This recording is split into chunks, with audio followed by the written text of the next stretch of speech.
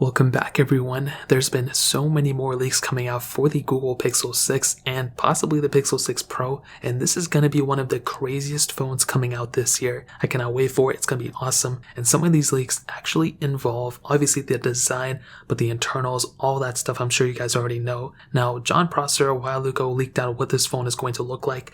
Then On Leaks not too long ago also shared his own renders.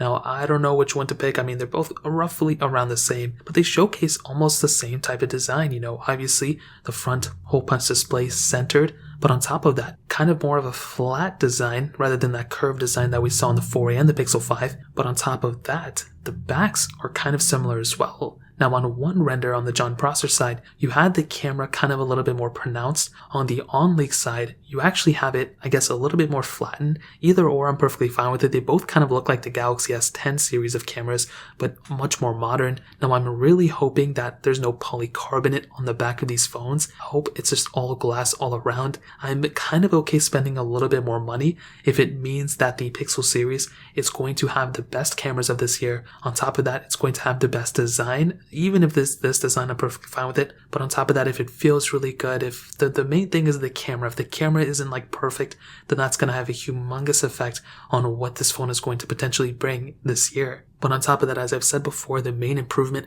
is going to be with, the specific chipset inside. It's going to have that Google-made chipset. It's awesome. I cannot wait for it. Now, some people have stated that the Pixel 6, the smaller one, is going to have a 6.4-inch display with flat edges. The top-end model, the Pixel 6 Pro or the Pixel 6 XL, that is going to have a 6.67-inch panel. So both are going to be awesome. I'm sure they're all going to have either 90 Hz or 120 Hz. Probably the base model 6 is going to have, 90 Hz. The top tier 6 Pro is going to have 120 Hz. Hopefully it's some variation of that. And I think another big improvement that this phone is potentially going to bring, as I've kind of mentioned before, is an increase in software lifecycle. So as most of you know, with the Pixel series, the software is already pretty good. The software is stock, but Samsung has kind of caught up, and a lot of these other manufacturers, they're already improving most of their software. So they're going to have to go ahead and improve their software lifecycle even more, coming pretty close to Apple. If they end up increasing their, software by 1 year and their security updates by a year, that is going to be a pretty decent long supported phone, and I'm really happy about that. I'm already happy where it's at now. You already have like custom ROMs and stuff like that, but I think if they're going to make their own chipset, we could potentially be seeing an improvement in their software lifecycle as well. So that could be another huge thing that's going to be happening with the Pixel 6